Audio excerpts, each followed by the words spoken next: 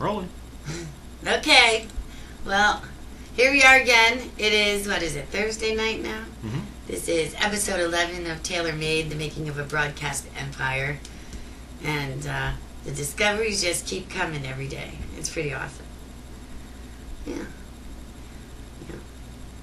It's pretty neat when you do a project for so many months, so many extended months, and then you have the benefit and the hindsight to look back and realize through no brilliance of your own, you made decisions and choices that, led to the next step and to the next step. And, when stuff like that happens and you realize stuff like that, it can only be like a, meant to be thing. Because it wasn't conscious decisions. We weren't, geniusly planning it out. It just happened that way. But what do you think, hon? I don't know what you're talking about, but yeah. The conversation we were just having. Well, yes, but those people weren't having it. They don't know what you're talking about. Okay. I wasn't asking them. I was asking you. Oh! Would you agree with that statement or disagree? I think I disagree because what it is pretty much what I envisioned. I think.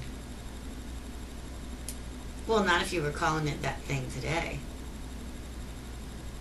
That which we. Well, I didn't hold a lot of stock in the actual terminology of what it was. That kind of to me is irrelevant. I mean, you seem to have a problem with that word, and that's okay. I don't care either way, but. Well, it's not my problem with the word. It's mass media marketing's problem with the word, and why the radio broadcast industry hasn't monetized before now. And hasn't been complete. So, I mean, even iTunes hasn't been successful at monetizing those things, and that says a lot. And it's because that terminology scares advertisers away. No, scare them or not, they're going to have to get used to it because that's the future. I think we didn't make it, but that's the way it is. I mean, cars now are being outfitted with gear so that they can tune in to Straight Talk with Kate Taylor at 8 o'clock Eastern. Yes, I agree that internet radio broadcasting is the future. I think maybe about time advertisers woke the frick up, because just talking about the numbers that we were talking about today, with the existing networks we already have in place and the existing placements we already have around the world, and every week I'm going in and checking all the counters, and our popularity is going up in the United States and Canada exponentially, but places globally, like too. Turkey, Croatia, many parts of Africa, Australia, many parts of the UK, I don't care what the hell you call it, it's growing, and that's just the way it is. So your theory then is as long as our growth is there and our level of reach is there, then the advertisers and marketers it'll have to be there. Oh, absolutely, regardless of how they feel about that pre-existing terminology, which I feel professionally also, not just personally, it has stunted this industry, and it's what kept it. The other thing is too that you have to keep in mind too is that not only is the money-making potential exponential for this new industry that we're pioneering, because stop and think about it. A television show, I don't care, hell, the Super Bowl, 100 million people for that one television show. Oh, and yes. You look at the money that they're dishing up for that. Now stop, multiply that by 10, and that is what an internet program could do. You could literally have 1 billion people tuning in. 1/6 of the world's population tuning into something on the internet. Well, you know what? That's proven. That's not just a theory, because when Kate and William got married, almost the entire world watched. It was marginal, the people that weren't watching that day. And the majority of them were watching via the internet. Yeah. Not even the television. And the other broadcast. thing is, too, is that a lot of people would say, that would argue this point, is they'd say, well, you know, CNN and TMZ and all these companies they're all on the that internet. broadcast audio and visual through the internet, you know, they've got billions of dollars in equipment and whatnot already to broadcast on television channels. So it's no great expense for them to switch over and broadcast the internet. Well, true enough, but here's the kicker. For $12,000, 12 grand, less than half of a price of a decent car these days. $12,000, I can get you an HD camera. I can get you lighting and all the editing gear and everything together you would need, and the audio gear. Right. Boom, to put together something that looks just as good as TMZ or CNN would put out for 12 grand. Right. And that's the reality of internet. That's why it's going that way, because the barriers to entry are almost non-existent. Anybody out there with 12 grand can basically make TMZ.com and put out their own stuff. Here's the difference. You have to have people that know what they're fucking doing in production. Language. Because if you don't, then you end up with, you know, every Tom, Dick, and Harry out there with a quote-unquote podcast. Well, this is the problem that Right. we have with the internet and the stuff like that. Well- It's overrun by, you know, beyond less than mediocre offerings. Mhm. And to find any quality offerings, it's like finding a needle in a haystack. Well, and make no mistake, too, it's not just about quality offerings. Because I can put a piece of crap out on the internet. Shut up. I can put a piece of crap out on the internet, and it can go viral. Yeah. If it goes viral, that piece of crap is still worth every penny that a $150,000 production that you put together is worth. Right, but that's It's a rarity, and that's a fluky thing, and it's content-based. It's not the same as... I'm not saying you can build a business off of viral flukes. What I'm saying is the actual quality is absolutely 100% irrelevant. How many listeners, how many watchers, that's what matters. That's what brings the advertising bucks to anybody who's going to monetize this. Doesn't matter what you're putting out. But if you've got 40 million people watching it... Yeah, but consumers are savvy now, too. And they're not going to... 40 million viewers aren't going to watch things that aren't consistent quality output. We're having some fire issues. I'm good. I'm lit. Thanks. It's okay. Don't worry about it. You need to refill them, that's all.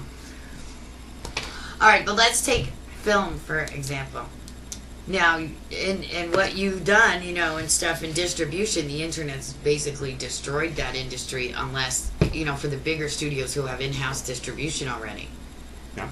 Independent distributors are SOL now because everybody's just saying, well, I'm not paying the guy to distribute my film. I'm just going to post it on Well, YouTube. no. What really has screwed it is the independent filmmakers themselves. And I'll tell you why. Okay. Because rather than pay a distribution agent a couple of grand, and I mean literally, $3,000 to $5,000 And it should be to in the take budget their already. product and take it out, properly market it to the acquisitions people for all of the players that can either put your product on the screen or put your product in Walmart.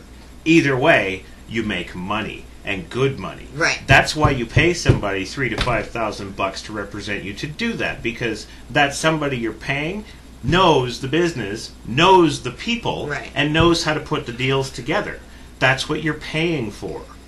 If you do what all the indies have gone and done and just gone out there to Clickster or one of these freaking retarded little websites where, for every click and every view that gets watched, You're losing we'll give $14.95. we'll give you a penny a click. Yeah, that's what Meanwhile, we're going to make $14,000 a minute because we have all of your guys' content that you Right. provided for us free, Yeah. and we're turning around and we're giving the advertisers free That's run right. at all of you. Yes, and they're thinking they're doing so good because their film's getting seen and they're going to Well, get and discovered. and a lot of my friends from back in Vancouver are telling me, I got my film distributed, blah, blah, blah. It's been out for like a year and a half now. Oh, cool. What kind of returns are you getting on it? Oh, well, I think I've made $1,100 on it in a year and a half. What? What? Yeah, $1,100 because it's all penny a click or 3 cents a click. Boom, boom, Right. boom, all day long. Right. So you spend $40,000 to $100,000 to $600,000 putting together your independent, and now you're waiting for a return on your investment. It's not Never coming. gonna come. They're killing themselves. Yeah, and not to mention it's never going to come, but I've seen quality products that, you know, would have been a hit at festivals and stuff, but they just chose to get it out there so they can get it seen and say they Yeah. have a film out there. Yeah. And they screwed their own Chances potential. of really anything, yeah. That's right. Because it's time sensitive, this industry. You know, there's a window. You know, if you got a hot film and it's not out there and it's not getting seen, don't think 5 years from now you're going to get discovered because of it. No. That its time is going to have passed. No. So, you know, maybe. Well, and again, that's why you have an acquisitions agent, because Right. he knows the buying trends. He knows what's going to sell in the next 6 months to a year. Right. And what won't. Exactly. And you may have something that's absolutely brilliant for 6 months from now, but right now they wouldn't buy it if you paid them. That's right. And in a year from now, they wouldn't touch it because there's 3 other that came out and they made their $400 billion. Exactly. But It's- nobody knows that. And well- you know, as a screenwriter, I'm just as guilty because I think my film is the best, and no matter what, it's going to sell, no matter when you try and put it out, because it's a brilliant concept. And if it were that simple, folks, everybody could make a movie. But it's not that simple. It's a business for a reason. There's many, many, many different facets and aspects to it that it comes down to more than just having a good script. But anyway, with this, I agree with you that we should be able to not only make this model successful, which I'm already convinced of, but Right. that we can multiply that and actually, you know, Franchise it. You're talking about franchising. Yeah. I don't like to do that because as soon as you do that, the quality just goes down the shitter. Okay, I'm not talking about within the next 5 years when we're still personally involved in HTLA, and I'm not talking about HTLA. I'm talking about if we were to do this and come up with a way to educate others how to create a quality radio network that they could name and do on their own, you know, but still that you know, whatever that dividend is, you know, will always go to the creators of this product that they've purchased that teaches them how to make a broadcast network. Kind of like the box thing. You know, then, you know, the quality, whatever quality they're going to do, that's on them to make it whatever they put into it is what they'll get out of it, in other words. Well, true, but if they're going to be joining that network... But they then- won't. That's not the name. It's just the model. Okay. You know, I mean, McDonald's and Burger King are different, but they both sell hamburgers. You know, so, yeah. And who knows? And like I said, by that point, you know, hopefully we'll be moving on to bigger and better world problem-solving ventures, you know, and projects by that point, too. And then, you know, you guys can just have at it. We'll be out. You know, that kind of thing. So... I already fixed the Middle East. I don't need to fix anything else. Oh, well, clearly we need to fix the independent film industry because that's not working. It's their problem. You can't fix that. They are we, I. It's not just a they problem. Okay, well, let me rephrase that. What the hell is in it for us to fix that? Well, okay, then, you know, then I'm assuming, you're assuming that every script I write is going to be a, you know, a theatrical release blockbuster, and that would be amazing, and I'd be really happy with that, but, you know, I'd like to think I'm the next Catherine Bigelow, but who knows? You know, I might have to put out an independent or two first, you know. Look at Diablo. I don't know why anybody would want to in this climate. I don't. That's what I'm saying. You know, if it had the same kind of quality that when independents first started and people actually cared about what they were putting out, and they, you know, it was really... Indies were awesome because they were the heart and soul of the filmmaker and the writer and the actor, and you know, you had big stars doing indies just because the quality of the scripts were so good, and you know, stuff like that. Mm-hmm. You know, now who's a buddy of a cousin of an uncle of an aunt, and that's how they got Thora Birch to do their independent, you know, that kind of thing. And it's really gone downhill like the whole rest of the media industry. And I know I wouldn't put even Shine, which is just a short film, out in that climate. I'd want it to be you know, in a venue where it was like it used to be, the reason indies were created. So, you know, it's that whole thing. Because I'm with you. I'd rather not do the project than do it half-assed, but neither do I never want to do my projects then. So, or sink hundreds of thousands of dollars of somebody's money into something that you're going to get $1,000 back for. Well, I would do the internet distribution. I'm married to you. This was for others, the conversation. No, but you don't understand. well, I haven't had a distribution client in how long? Well, There's a reason for that. we also have been doing just this for almost 2 years too. Yeah, but all my other stuff is still up there. All people were making submissions left, right, and center 2 years ago. Now they're not. Well, also, you kept turning down everything because they weren't quality, too. That's right, because the people that buy from me expect a certain level of quality. Right, and that's the reason not there that they either. go through me is so that they don't have to wade through hundreds of hours of shit. And do you think that's because, unlike me and you who actually went to film school, everybody in the world thinks they can make a movie and do it, and they just do it, and it's crap? Yeah. So is that why you think? I don't claim to know the reason why people are doing anything. I'm not taking that responsibility. Okay. Nope. Okay. Well, it's a very thought-provoking kind of conversation today. So that was good. I made homemade French fries for dinner tonight for the first time. Yep. They were good. I know more what I'll do next time, though. Trial and error. Yeah, well, it was a good error, so. Thank you. Yeah, I just would like them more consistent. Some of them were limp, and some of them were nice and stiff and yummy. Yeah, some of them were crispy like potato stick snacks. They were really good. But I have a better idea next time to make them consistent in size and shape. And Yeah. yeah, so yeah, that'd be good. Yep. No, no complaints here. Thanks. So that's it. We're still in the midst of our mess. And that's it. As you can tell, it's another tired night. Zero energy for me lately. But yeah, I guess I've wanted to start writing again too. I mean, we've been doing this exclusively now for almost 2 years. I've got almost finished scripts that I'm just chomping at the bit to get back to and finish, like Burning Times. That's almost done. You know, what else is almost done that I worked on? Cornered's almost done. It's my monster movie. That's gonna be good. Yep.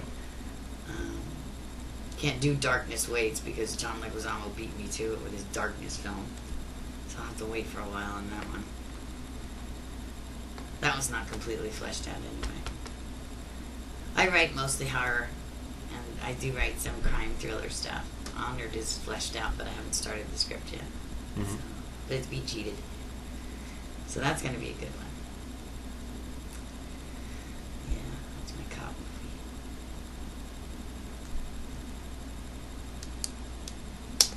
movie. Mm-hmm.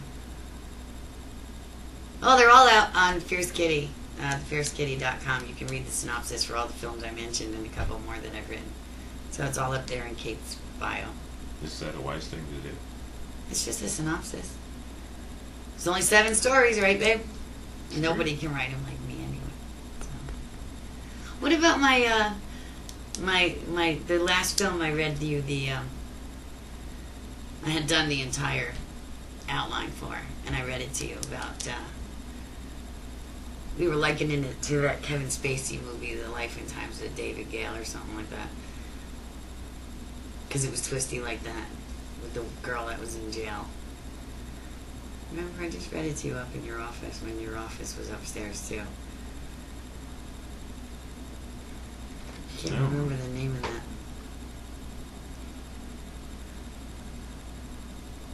Yeah.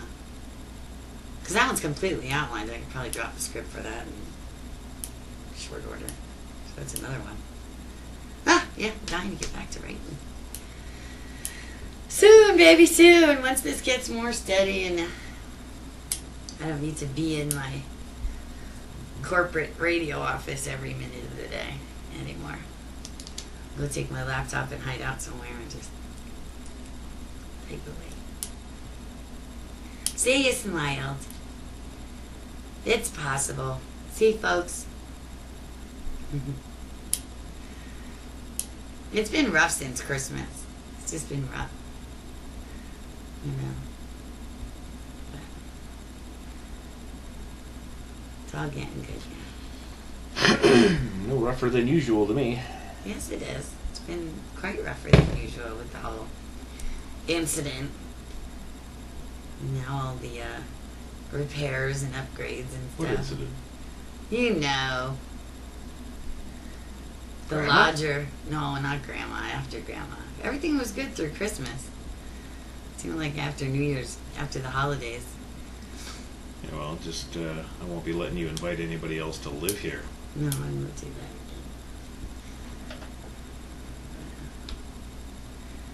Well, that's it now. Time to pick ourselves up and dust ourselves off and start all over again. Why? I didn't fall down. Why? It's just that metaphor. Okay. Well, you haven't been right since yet either. I'm waiting for my funny, lovey, amazing hubby back. He's just been all serious about work and all these other issues that we're working on. Hi. Lots to do. Lots to fucking complete. I know. Okay.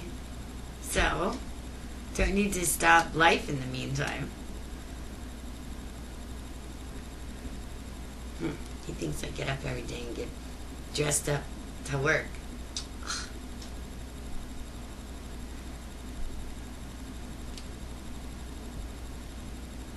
Anyway, how long? See, good. It was a good show tonight.